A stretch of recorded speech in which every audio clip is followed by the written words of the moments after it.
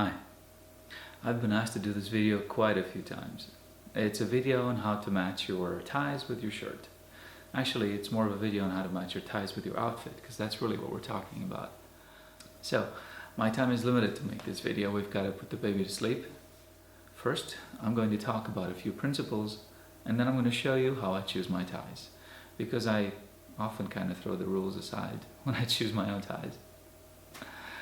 So there, you'll notice I'm not wearing a belt. That's because I'm going to pick the belt, and then any belt out of my closet, and then pick a tie that'll match the belt and the shirt and the pants and so on.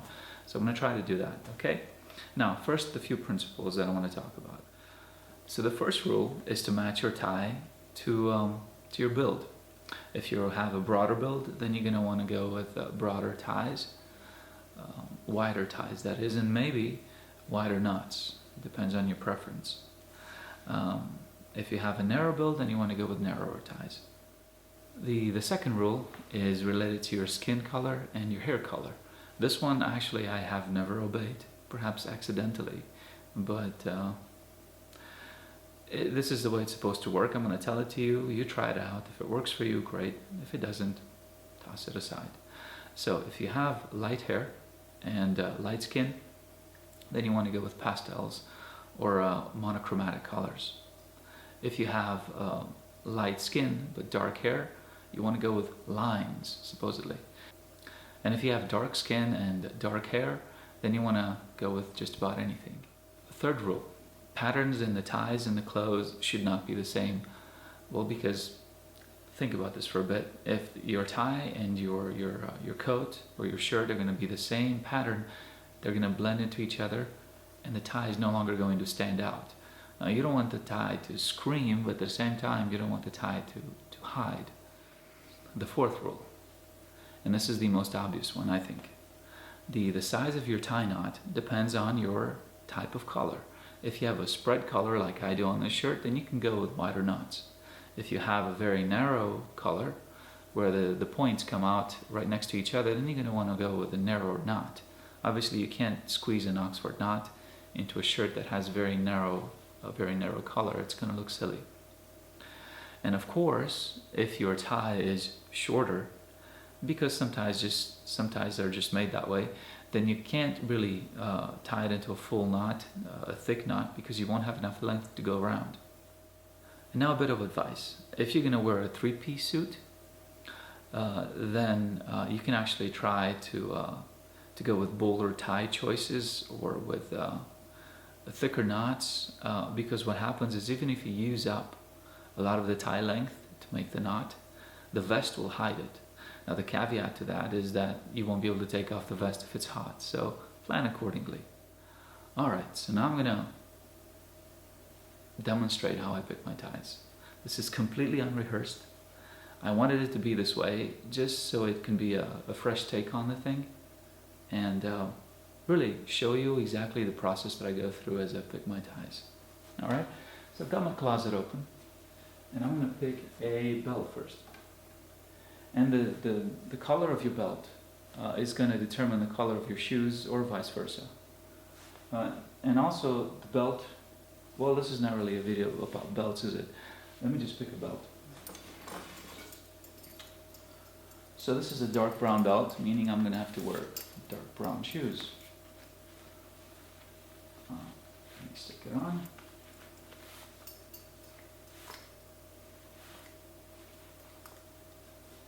Now, if you were ever wondering what this loop is doing here on your pants, if you have one, it's for the belt needle. I don't know what you call this thing, but that's what I call it. So what you do is you want to thread it over it, and then you want to tighten your belt. And it helps to keep the pants up right underneath the buckle. Otherwise they tend to slide down and it just looks untidy. So if you don't have one, you can go to your tailor to have them put one on.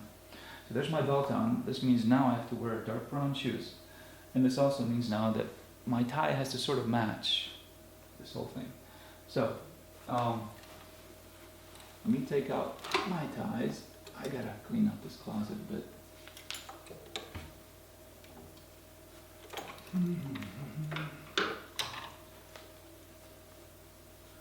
Now we're gonna pick some tie. I have no idea which one. Right? So, just a sec, let me see what coat I want to wear. This one looks nice. So, suppose I'm going to wear this coat. Here's what that looks like on me. Now I'm going to pretend like the lens is my mirror. So, hope you won't mind me getting closer to the camera. Don't let it be intimidating or something. There we go. So that's what that looks like. You can see my color has quite a spread on it, so that means I'm going to go with a wider knot. Personally, I don't like the Oxford knots. I think they're annoying. Go figure. Maybe at some other point in my life I like them, but right now I really don't like them. So when I go with a knot, I go with one of two knots. I go with a 4-in-hand or with a half Oxford. And that's it. You really don't need to know more than 3 knots. And most of the time you'll be using 1 knot. The 4-in-hand. 1 knot. The 4-in-hand. I'm having trouble with my fingers here. I'm trying to rush to this video to make sure we get the baby to bed.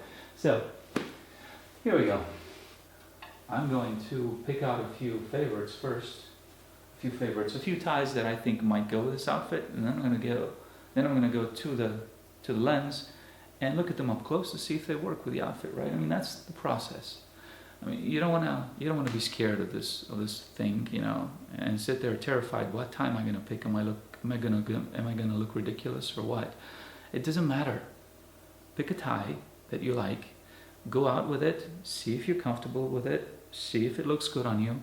If it doesn't look good on you, hey, you made a mistake. Next time you'll know better.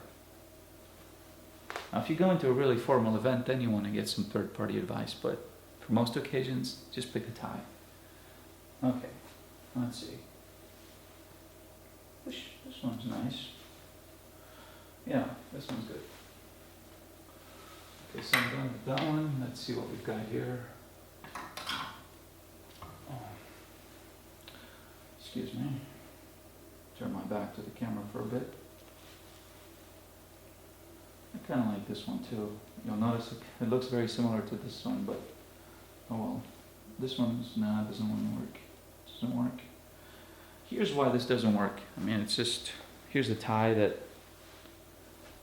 it doesn't quite work because the color is too, the colors are too pronounced on this one, and my overall outfit doesn't have those pronounced colors inside. This is not really a navy blazer with a very, very dark blue.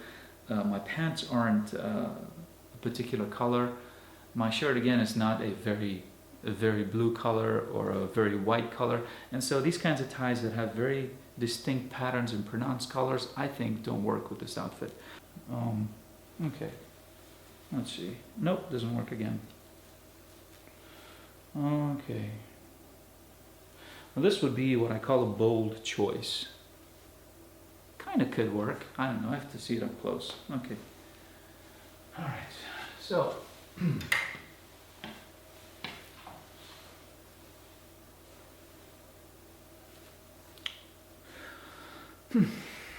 all right. Now this one also has very pronounced colors and stripes, but it might work. We'll see. No, it doesn't. No, it doesn't. This one could work. This tie goes with just about anything. I mean, it's just amazing. Whatever outfit I put on and I compare this tie to it, I go, wow, it could actually go with this. You know, this sort of matches the color of the pants, but it's got this formal logo on it. It's not a logo, but it's a symbol that I don't think would go well with this outfit, which is a little more informal. This is sort of for a formal occasion. And I'm sorry that I keep mumbling my words, but yeah. Here's another tie that is also a good standby for me. This tie goes with just about anything, almost anything. We'll try it with this outfit. Yeah. See, a red tie would not go well with this. you just know it. I mean, I know the rules about picking ties, but just toss the rules aside and start comparing the ties to your outfit in the mirror, or just look at them and you'll know. After a while of picking ties, you'll know, you'll get the sense. Okay, so let's look at this one first. It's pretty good, right? See?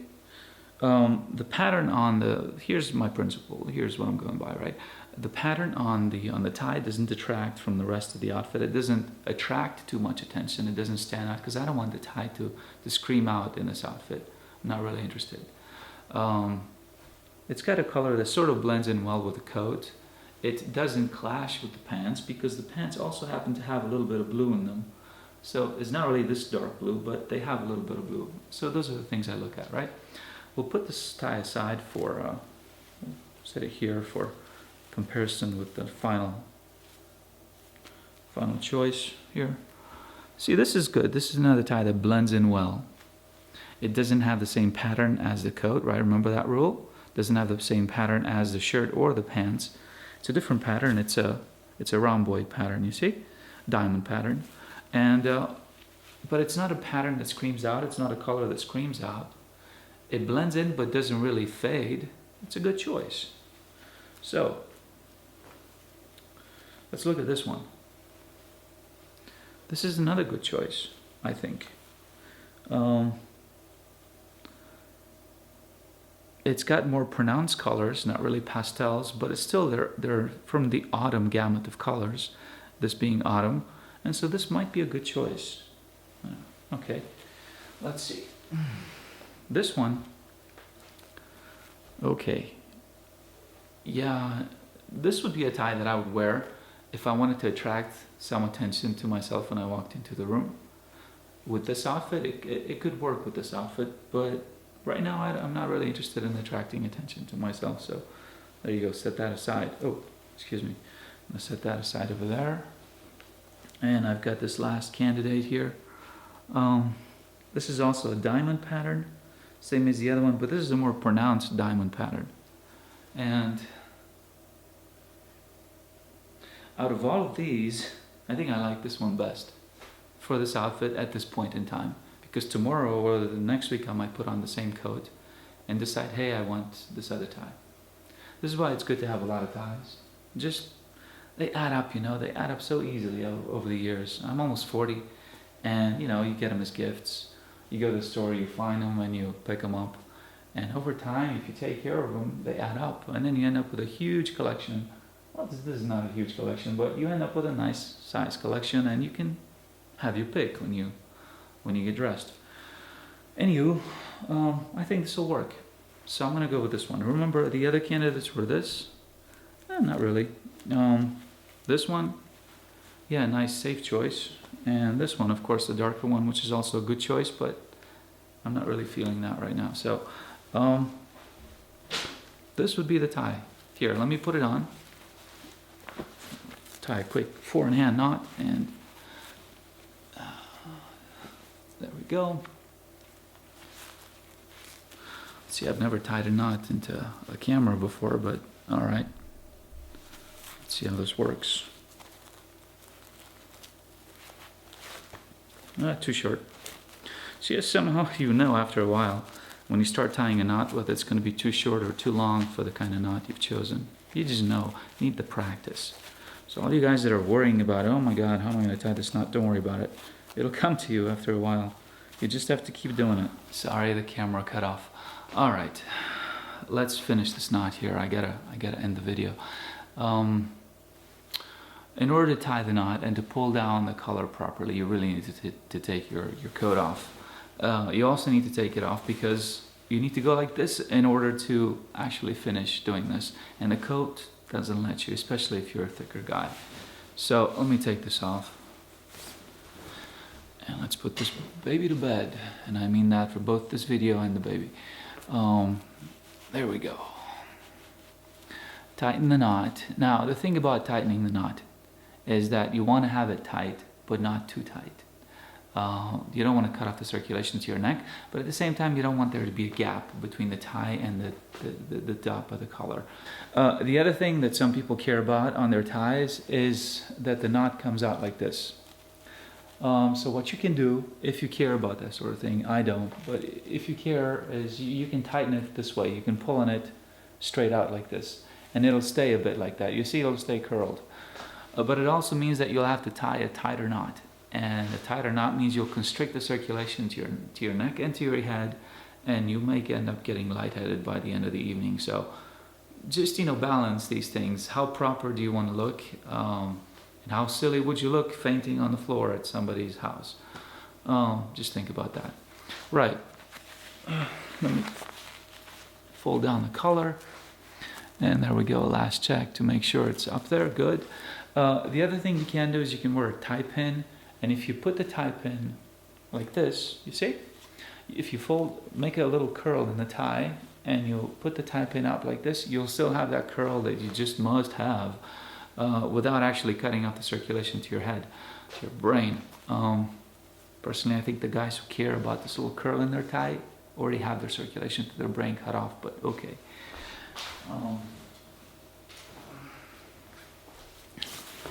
Let me put my coat on, and there we go. So I'm done. That was it. I hope I've said all I needed to say. Let me just make sure. One last thing, this dimple, I don't know if I've mentioned it, I can't remember. Some people obsess about this dimple. They say you gotta put it in there. It just happens after a while. You tie enough knots, it'll happen by itself, so don't worry about it if it doesn't happen for you at first. It'll happen after a while. It just will. Don't worry about it. Don't stress over it. Okay, I hope I've said everything I wanted to say, and I hope this is helpful to you. And thank you for watching, and I'll see you next time. Bye.